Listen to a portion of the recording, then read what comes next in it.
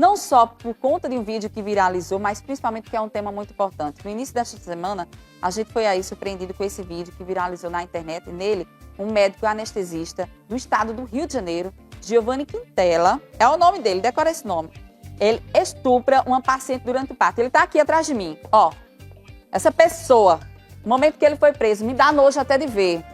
Eu vou tentar manter a classe aqui, porque a vontade que dá é de dizer, sabe, todo tipo de nome com um cidadão desse. Tem que chamar de cidadão, né? Porque para mim é um bandido, mas tem que chamar de cidadão, né? Esse cidadão aí foi preso em flagrante porque estuprou no momento do parto. Olha, a gente passa por cada situação, nós como mulheres, com piadas, com cantadas em ambientes inadequados, como ambientes de trabalho, no trânsito, no supermercado, até mesmo quando a gente vai para um salão de beleza, em vários lugares. Agora, no momento de você ter um filho, que você já está toda fragilizada ali, anestesiada, uma série de coisas que podem acontecer com você num momento tão delicado, no momento de você dar luz a uma criança, que é um momento mágico, divino. Aí chega um canalha desse ali, aproveita o momento, certo? Da inocência e da vulnerabilidade, perdão, e aí faz o ato do estupro, né? Eu não vou descrever aqui o que foi, porque todo mundo já está sabendo o que foi, né? Mas olha, eu fiquei extremamente raivosa com uma situação como essa e espero que haja punição, porque eu vou falar agora com esse assunto com a advogada Bruna Bezerra para entender um pouco sobre o crime. Eu quero começar falando sobre crime, porque a minha preocupação é que um canalha como esse não fique na cadeia, que ele volte às suas atividades normais e que não fique na cadeia. Bruna, bom dia. Seja bem-vinda aqui ao nosso espaço. E eu já começo perguntando sobre o tipo de crime que enquadra numa situação como essa. Bom dia, bom dia. Ele se enquadra, ele está respondendo, no caso, vai responder no crime de estupro de vulnerável. Sim. O artigo 217b do Código Penal e dá reclusão de 8 a 15 anos. E nesse caso, estupro de vulnerável por quê? Porque ele se aproveita da situação de uma paciente que não pode ali apresentar resistência alguma, haja vista que ela estava anestesiada, isso, dopada, inconsciente, e também tratar da dupla reprovabilidade do médico, porque ele faz isso quando ela escolhe ele como anestesista para fazer o parto dela e quando ele trata de praticar essa conduta, esse ato libidinoso, sem o consentimento dela, no momento que eu creio que seja mais sublime da vida de uma mulher, que é um parto. Exato. O parto do filho, que deveria ser um registro de uma comemoração, de felicidade, e tem esse caráter, essa reprovabilidade notória.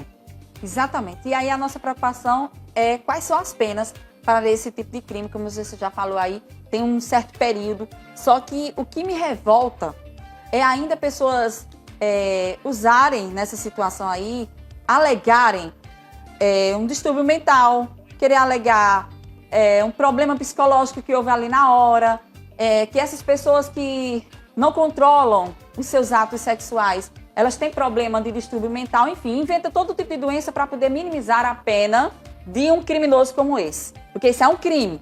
Mas existe aí, porque todo mundo tem, né? Até uma pessoa como essa aqui tem direito à sua defesa. A defesa vai usar outros tipos de argumentos. E meu medo, como mulher, como jornalista, como pessoa decente, é que um cara como esse aí tenha essa pena reduzida.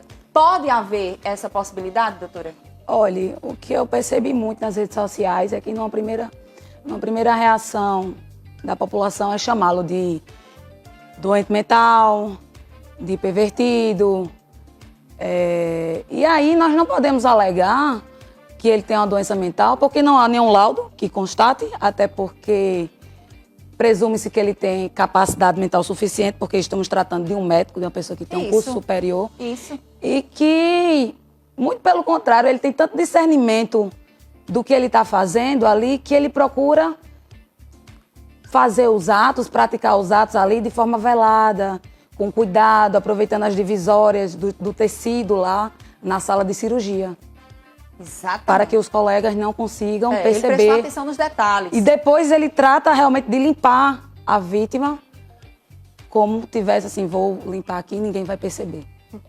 Meu Deus Então, do céu. assim, é uma pessoa que demonstra que tinha discernimento para o que estava fazendo. Tinha autodeterminação de entender o que estava se praticando. Exatamente. E aí eu vou perguntar justamente sobre o comportamento da vítima, o que é que deve acontecer a partir de agora. Mas antes, deixa eu dar esse recado pro pessoal de casa. Esse tema é para você aí discutir com a gente. Às vezes a gente tem dúvidas sobre uma situação como essa, como fazer, quais os procedimentos.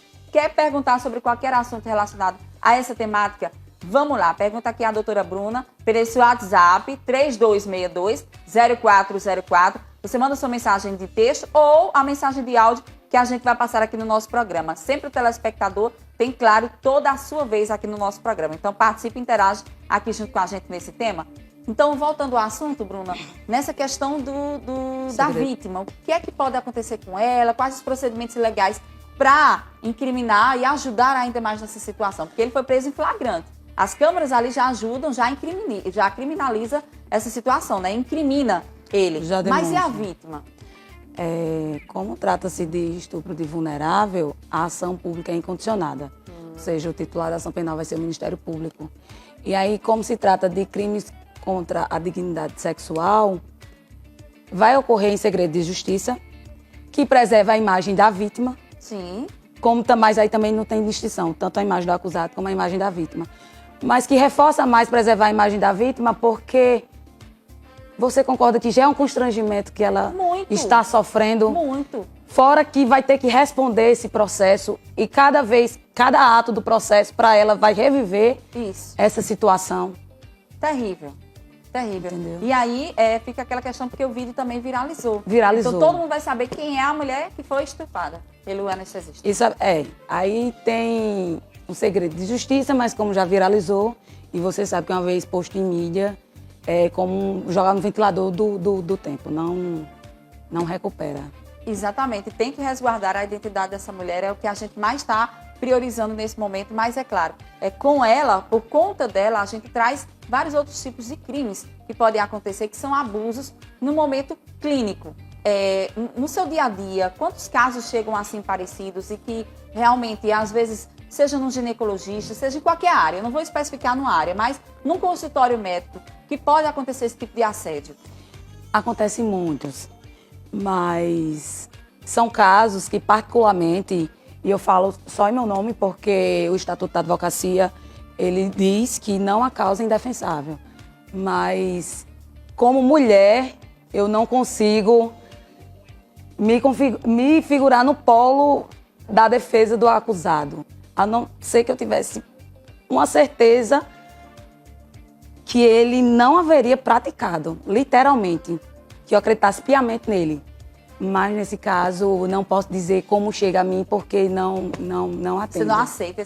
É importante, porque, olha, todo mundo tem direito à defesa, pessoal. Mas aí você pode escolher quem você vai defender ou não. E a atividade do advogado, eu acho uma profissão muito bonita, é uma profissão justa, que tem que lutar pela justiça de qualquer cidadão, mas numa situação como essa, realmente, a gente como mulher fica delicado fazer uma defesa com um cidadão como esse, enfim. Mas eu quero deixar claro Pois aqui, não. porque o Estatuto diz que não há nenhuma causa que não seja digna de defesa. Não falo em nome da advocacia, falo no meu nome. No seu nome. Certo? Porque também tenho 2 filhos e me submeti a 2 cesáreas. E as cesáreas eu só conseguia fazer se fosse com a mesma equipe médica. Então, era a equipe que eu confiava. Enquanto não chegasse todos os profissionais que eu já tinha feito a primeira cirurgia, eu não me sentia segura de fazer e não esperava. Então, não consigo não me ver no lugar dessa mulher. Exatamente. Que a gente confia no profissional e... É até difícil falar sobre isso. Inclusive, me vem até uma dúvida, que muita gente frisou. Não, mas ele não teve um ato sexual com ela. O que é ato sexual nesse caso? Como que a gente pode desmistificar essa questão de que houve ou não um estupro? O que é, de fato, ser estuprado? É porque muita gente acha que o estupro é a conjunção carnal. Sim. O fato de praticar a conjunção carnal. Mas ele praticou um ato libidinoso. E isso também é estupro. Olha aí, tá vendo, pessoal? Vamos esclarecer aí. E o estupro é o fato de você constranger ou ameaçar alguém a praticar a conjunção carnal ou permitir que se pratique ato libidinoso. Só que nesse caso dela, caracteriza estupro de vulnerável porque ali ela não apresenta resistência alguma. Ela ali está dopada e não apresenta, não tem como se defender. E por isso ele consegue fazer com tanta facilidade e ficou admirada. É admirável a cautela que ele tem para praticar de forma velada. Para achar ali uma oportunidade de fazer um ato sexual, gente. Foi um absurdo, é muito triste. E aí eu pego também, junto com essa temática, a questão dos outros profissionais que estavam envolvidos. Nesse caso, perante a justiça, os depoimentos são importantes, a forma como tudo foi feito vai ser algo resgatado para incriminar e ajudar nessa situação, né? Com certeza, até porque o que eu tive de conhecimento foi porque os colegas já desconfiavam, já havia tido denúncia e por isso colocaram para filmar. Quando acontece esses tipos de situação, que tem outras pessoas envolvidas que não são, por exemplo, vítimas, mas que sabem da situação como essa, qual o procedimento para evitar que o caso de fato aconteça? É denunciar, realmente elas montaram lá um celular para tentar uma filmagem. Esse tipo de atitude faz com que o estuprador vá para a cadeia, né? É denunciar e é principalmente montar um conjunto probatório, que tiveram uma louvada iniciativa, porque denúncia sem prova fica muito fragilizada. Ou seja, tem que ter algo, ou visual, ou alguma coisa que comprove mesmo que aconteceu a situação, né? Exato. São provas, pronto, esse é o nome, são provas para juntar... Que também a palavra da vítima conta muito, mas geralmente esses crimes são feitos numa calada, em algo que não consiga muito demonstrar realmente a atitude dos colegas que procuraram filmar foi louvável, porque daí pode ter conhecimento de outras pessoas também que já tiveram sofridos abusos. Exato. E não tiveram como provar. Exatamente. E aí, se não tiver prova? Aí segue a instrução, aí segue a palavra da vítima, todo um conjunto de como ocorreu a situação e a instrução criminal para que seja pelo juiz haja a punição. E seja pelo juiz visto se há absolvição ou se não, porque realmente tem muitos casos que a pessoa é inocente. Não podemos, que não é o caso. Que não é esse caso. Não é esse caso de forma alguma e que precisa da instrução, da defesa. Por isso eu destaco a importância que não há causa sem defesa. Exato. Porque precisa para que ocorra todo um processo, todo sumário e que seja concedida uma sentença que vai em cada caso concreto, que vai dizer se exatamente o réu teve culpa ou não. O pessoal do WhatsApp vai mandando pergunta. Muita gente também fica naquela dúvida, na questão de quando a pessoa não quer denunciar, tem medo de denunciar, fica constrangido, porque é uma vergonha, não deixa de ser. A gente fica com aquela vergonha, nossa, eu vou falar que o médico passou a mão em mim, que o médico fez isso comigo, que ele insinuou, que pediu meu telefone para um encontro. E muita gente dá esse relato, tem esses relatos. E até isso, a questão do momento que você está ali numa consulta, num ambiente como esse, até o pedido de um telefone ou coisa pode enquadrar ali que ele está exagerando a situação, não é isso, doutora?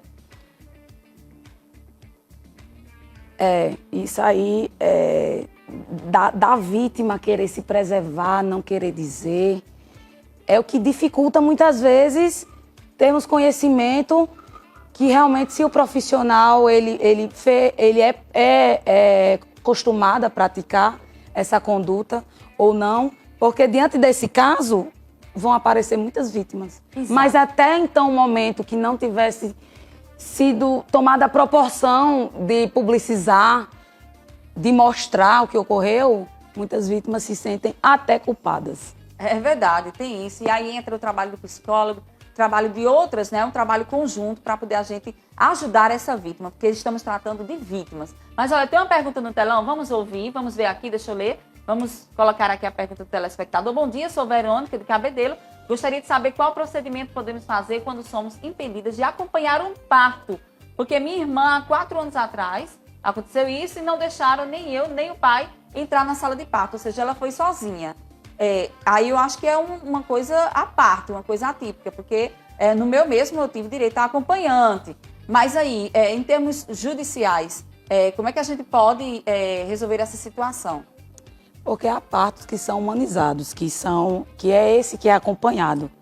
E há outros que vai a equipe. Nesse caso, em tela, nunca acompanhei, cheguei a acompanhar esse caso, mas eu abordaria, chamaria a polícia para tratar, para esclarecer o porquê, não posso, até porque às vezes a paciente só tem uma pessoa ali por ela. Isso para acompanhar, é direito. Entendeu? É direito e temos que fazer valer a naturalização de um acompanhante entrar e participar do parto.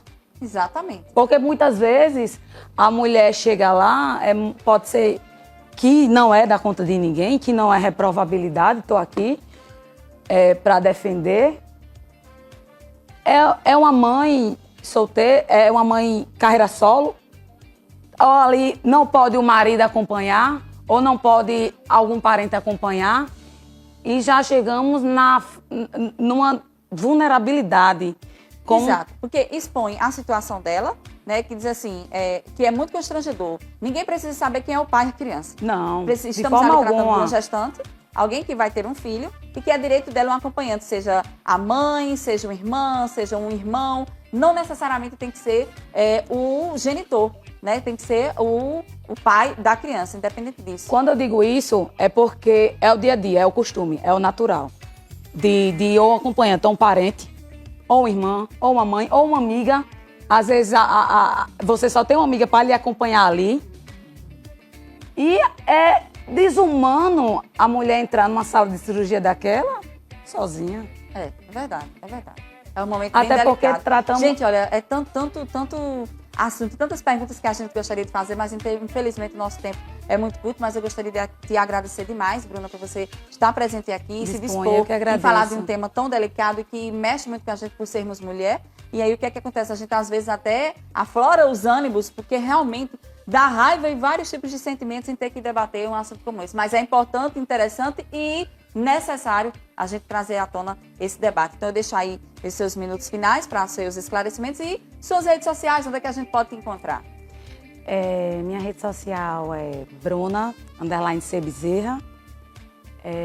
Quero agradecer e também, se eu me excedi, se eu tomei parcialidade, peço excusas porque não tenho como não me figurar, haja vista que eu sou mãe de duas crianças.